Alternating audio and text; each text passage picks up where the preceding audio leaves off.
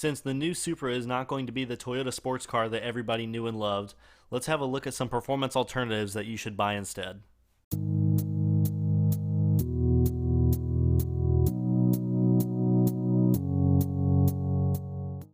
Let's start with the obvious choice, the BMW M240i, the exact same car that we have been waiting for 5 years that is already on the market with the same engine and a manual transmission. That's right, the Supra's platform mate comes with a stick shift and you can purchase it for $5,000 to $10,000 less and you don't have to wait. But let's say that you are in the mood to really spend that extra $10,000.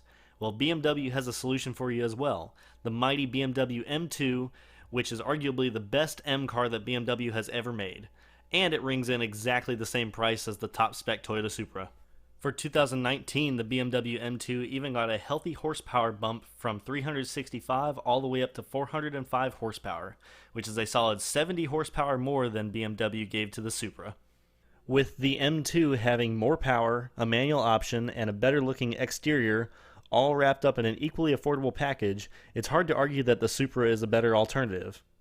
But let's say that you're a fan of long-term reliability and you would rather stay on the Toyota side of things. Well, Lexus has your answer. The Lexus RC Coupe offers several different engines to fit any need and price range, and while it lacks a manual transmission option, it does offer all-wheel drive. But the car that you should absolutely get is the top-of-the-line Lexus RCF, which features a 5-liter V8 making 467 Japanese horsepower.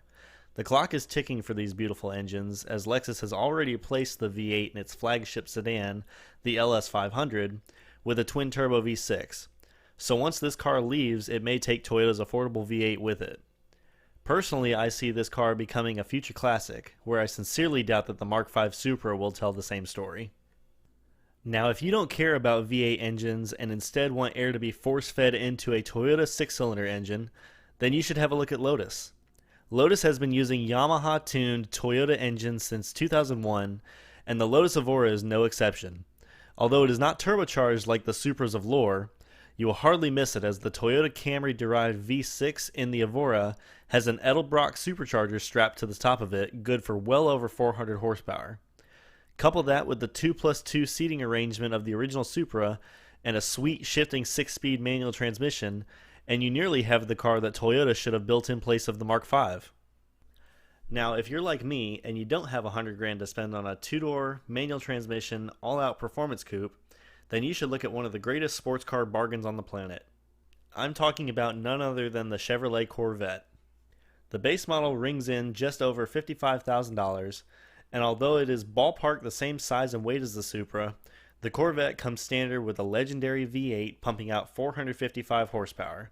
This gives the American thoroughbred a whopping 120 horsepower advantage over the new Supra. And you can get it with a stick shift. Of course, there is one car that would be a perfect replacement for the new Toyota Supra, and that is the car that both Toyota and BMW benchmarked while developing it. The Porsche 718 Cayman is identical price-wise to the new car, and also the only one on this list that makes less power than the Supra. It is, however, a featherweight comparatively, weighing almost 400 pounds less than the portly Supra. Paired with a stick shift and a mid-engine layout, this is one of the purest sports cars that you can purchase today.